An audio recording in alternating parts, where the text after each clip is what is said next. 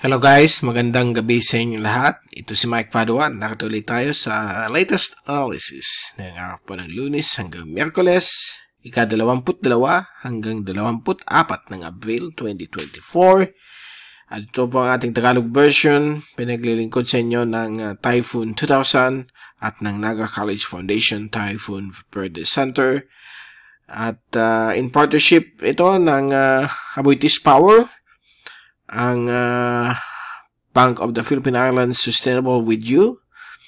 Kung interested po kayo upang malaman kung ano itong proyekto ng BPI, click lang po niyo ang link dito sa taas. O kung kayo po ay nanonood via Facebook, puntahan lang niyo yung description itong video. May link po doon papunta sa website ng BPI Sustainable with You. At ganyan din po ang isa sa mga magandang hotel sa Rion Bicol, ang Avenue Plaza Hotel. Ang lokal na gobyerno ng Naga City headed by Honorable Mayor Nelson Legacion at ang ating Honorable Congressman ng ikatlong distrito ng Camarines Sur, Congressman Gabby Bordado. So, umpisa natin ang update. Ito ang latest GovSat na ginawa natin kaninang hapon. At napapansin ninyo na yung hangin silanganin na tuyo dati ay nagdadala na yun ng mga thunderstorms sa may ibang bahagi po ng Kabisayan na magiging mas malakas dito po sa may latest summer area. At yung ibang kaulapan nitong thunderstorms ay umaabot na rin sa Sorsogon at Legazpi at nagkakaroon din po ng mga konting ulan. Actually, medyo mabigat yung ulan sa Sorsogon at nagbigay po ito ng much needed rainfall sa lugar nila. At sa ibang bahagi po ng ating bansa ay patuloy po na mainit, kulang ang ulan, tuyo, at na-feel pa rin ang epekto ng El Nino. At sa labas ng ating bansa, wala pa rin tayong natatanawan na sama ng panahon o bagyo na posibleng mamuo sa loob ng 5 hanggang 10 araw. Meron tayo ditong stationary front o medium front, isa po siyang frontal system, dito po sa may Japan hanggang sa may Southern China. So itong mahabang line nito ay magka-create po ng mga thunderstorms, malalakas na ulan sa area niyan. Okay, ng Asia. Samantala sa ating zoom in southern animation na yung actually gabi na po, simula 5:30 hanggang 11 na po, ay nakikita pa rin natin may mga konting thunderstorms, lalo na po sa may Zamboanga Peninsula at Lanao Provinces. At dito rin po sa may area po ng Northern Caraga, Surigao del Sur, del Norte, may mga possible po dyan mga thunderstorms. At dito rin po sa may Samar Leyte area, may mga malilit na thunderstorms na namuo. At sa ibang malilit na areas din ng Kabikunan. Bukas po ng hapon at Miyerkules ng hapon, may mga inasahan po tayong mga localized thunderstorms na posibleng magpaulan. Magbigay po ng much needed rainfall sa iba't ibang bahagi po ng ating Rion Bicol. So, depende na po kung saan po siya mag-form. Hopefully, sana Bicol-wide para madiligan po ang mga plantations natin, mga land areas na kulang na po ng tubig ulan. Samantala, ito po yung pinakamataas na heat index na na-observe, yung damang init kaninang hapon. Ito po ay para ngayong Lunes, Abril 22. Ang Barangay Liboton pa rin ang pinakamataas. Kahapon nasa 47.1. Ito po ay bumagsak sa 46.8 or 0.3 degrees centigrade. Kanino po yan alas 2:27 ng hapon. So mag-ingat po sa heat cramps and heat exhaustions. Lalo na po kapag meron po kayong problema sa puso, pwede magkaroon tayo ng heat strokes is dahil po sa sobrang init. Kaya huwag kayo maging exposed sa direct sunlight. Avoid mo na pong lumabas. Samantala, ang 2-day highest heat index forecast mula sa Pag-asa Agromet Station sa Sibisua, Pili, Camarines Sur. Bukas po, April 23 at sa Miyerkules, April 24, nasa 44 hanggang 43 ang pinaka-highest po na damang init na pwedeng observe dito po sa area po ng Sibisua, Pili. So, most likely dito sa Naga ay mananatili pong 45 hanggang 47 degrees ang highest heat index. At ito po yung mga list of weather stations po ng automated weather stations ito ng Typhoon 2000 para ipakita sa inyo ang pinaka-mainit at pinaka-mataas na temperature outside temperature sa araw na ito ng Lunes, Abril 22. Nanguna na yun ang Camarines Sur, umabot po ng 46.9 kung i-round off natin yan. 47 na rin yan. Kaninang 1:30, almost 1:30 p.m. At yung temperature niya ay medyo mataas din, 36.1. Kaninang kaninang 1:04 ng hapon. At ang ibang areas po, like this sa Naga, ang Liboton, nasa 46.8 ang heat index, o damang init. San Felipe, 45.9, Mabulo, 45.8, and so on. So, napapansin ninyo yung ating temperatura sa heat index ay naglalaro po mula sa 43 hanggang 47. So, yung mga nagtatanong, kasi may nagka-question sa atin kung bakit daw bias tayo sa Camarines Sur, sa Naga City at Legazpi lang, at yung mga ibang areas dito, how about yung mga municipalities nila?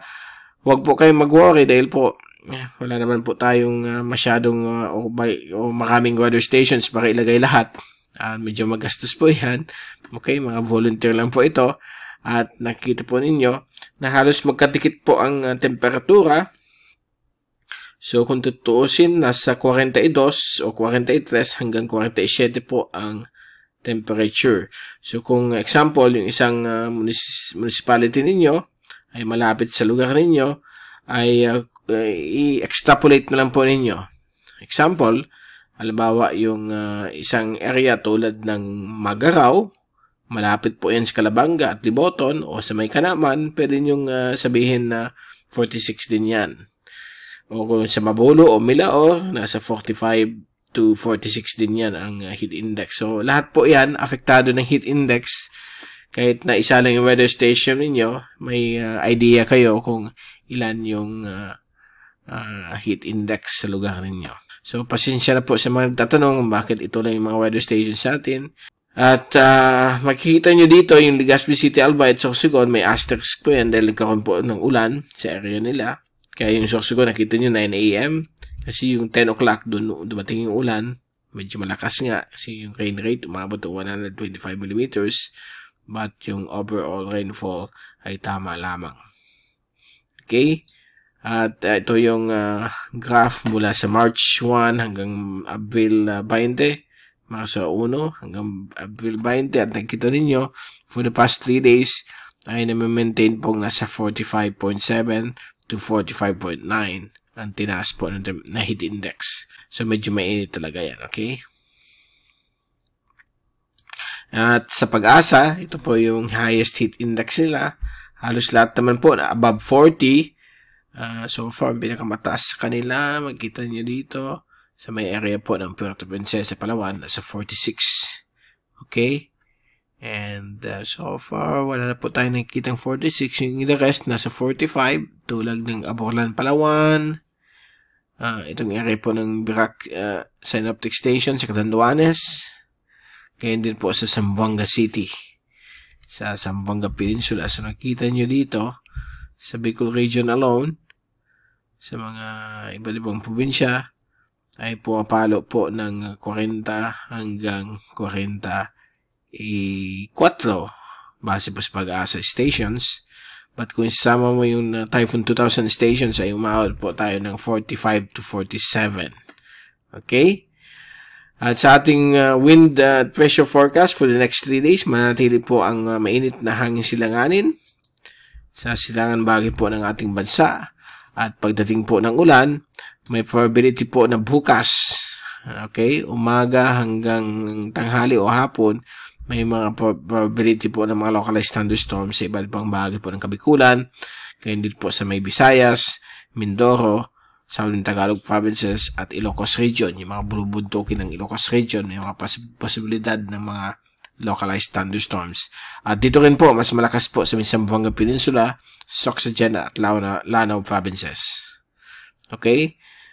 Miyerkules ng hapon, may mga probability pa rin mga thunderstorms sa Bicol. Some parts ng Bicol lang po yan, okay?